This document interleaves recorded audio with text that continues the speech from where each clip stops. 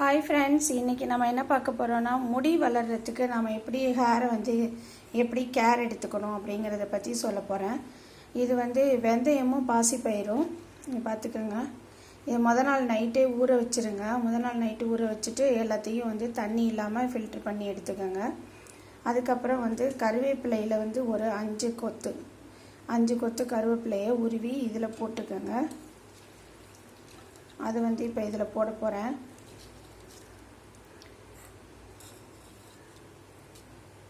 அதே மாதிரி ஆலுவேராவில் இந்த சைடில் இருக்கிற முள்ளாக இருக்குல்ல, அதெல்லாம் எடுத்துக்கோங்க. எடுத்துக்கிட்டு இதை அப்படியே கட் பண்ணி இதில் போட்டுக்கோங்க.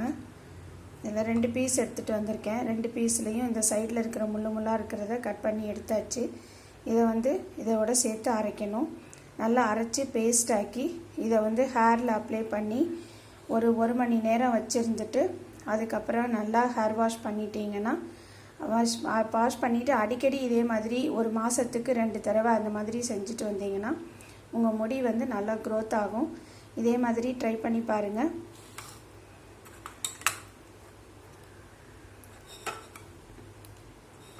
முடி கொட்டாது. ஹேர் ஃபால்லாம் அதிகமாக இருக்கிறவங்களும் இதை செஞ்சு பார்க்கலாம்.